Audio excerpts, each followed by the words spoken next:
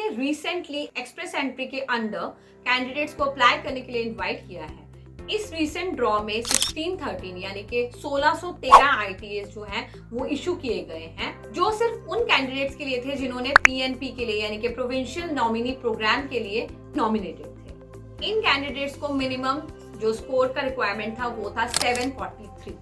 इसके पहले जो ड्रॉ हुआ था जो कि 19 सितंबर को हुआ था, उसमें 4000 कैंडिडेट्स को इनवाइट किया गया था अंडर सीईसी यानी कि कैनेडियन एक्सपीरियंस क्लास से इनवाइट किया गया था।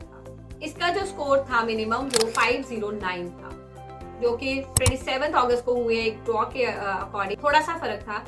समर्स में सीईसी के लिए काफी सारे ड्रॉज हुए, जिसमें जुलाई तक जो है वो 21,800 आईटीएस जो है वो इशू किए गए। आईआरसीसी ने अनाउंस किया था कि वो डोमेस्टिक ड्रॉज को बढ़ाएगा एंड टेम्पररी रेजिडेंट्स को कम करने की तरफ ज्यादा ध्यान देगा, सो दैट पीआर का जो एक टारगेट लेके चल रहे हैं वो ईयर एंड तक कंप्लीट कर दिया जा सके। It was the first draw in October. Last year की बात करें तो अक्टूबर 2023 में 4 टोटल ड्रॉज जो है वो इशू किए गए थे, जिसमें 9173 कैंडिडेट्स को इनवाइट किया गया था। एक्सप्रेस एंट्री सिस्टम बेसिकली एक एप्लीकेशन मैनेजमेंट प्रोसेस है जिसको कि 2015 में आईआरसीसी ने इंट्रोड्यूस किया था, स्टार्ट किया था। इसका जो मेन एम था वो इकोनॉमिक इमिग्रेशन कैंडिडेट्स को चूज करना था, so that labour market needs को पूरा किया जा सके उनकी कैपेबिलिटी से।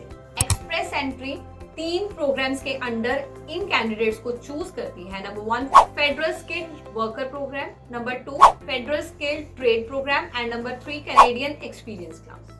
इन प्रोग्राम्स के अंडर जो कैंडिडेट का असेसमेंट है वो सीआरएस स्कोर के द्वारा किया जाता है। सीआरएस जो है वो बेसिकली कैंडिडेट्स को इन फैक्टर्स पर पॉइंट्स देता है, जैसे कि age, work experience, education, occupation या फिर लैंग्वेज एबिलिटी। इसके अलावा और भी पॉइंट्स है वो मिल सकते हैं। उसके लिए अगर वो अपने स्पाउस या फिर पार्टनर को साथ ला रहे हों या फिर उनका कोई सिबलिंग यानी कि उनका कोई रियल ब्रदर सिस्टर जो है वो कनाडा में रह रहा हो, एंड उसके अलावा अगर कैंडिडेट ने वहीं से यानी कि कनाडा से स्टडी की है या फिर उसके पास कैनेडियन वर्क एक्सपीरियंस है। जितने सीआरएस पॉइंट ज्यादा होंगे उतना ही पॉसिबिलिटी है कि उसको एक्सप्रेस एंट्री ड्रॉ में आईटीए मिले। बट अगेन ये ड्रॉ पर भी डिपेंड करता है।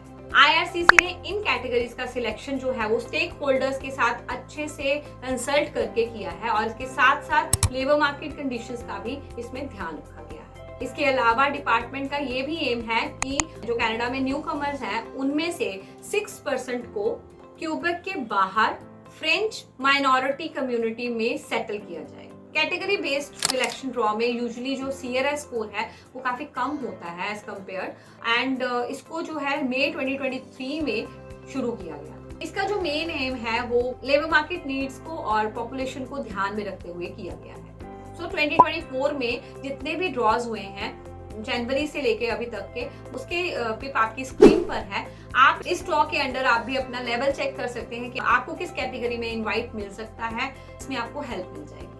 अगर आप भी पीएनपी में अप्लाई करना चाहते हैं या फिर सीईसी, आप कनाडा में ही बैठे हैं, आपके पास एक्सपीरियंस है, आप इसमें अप्लाई करना चाहते हैं, आप चाहते हैं आपको एक्सप्रेस एंट्री ड्रॉ में इनवाइट आए, या फिर आपके पास कैनेडियन एक्सपीरियंस है, वर्क एक्सपीरियंस है, या इसके अलावा आपको फ्रेंच आती है, आपके पास फ्रेंच का एक एक्स्ट्रा जो लैंग्वेज एबिलिटी है वो है, तो आप इसके अंडर इस समरी से, इस जो पिप है इस समरी से आप हेल्प ले सकते हैं। सो ऐसे ही रेगुलर अपडेट्स के लिए हमारे चैनल को सब्सक्राइब करना ना भूलें।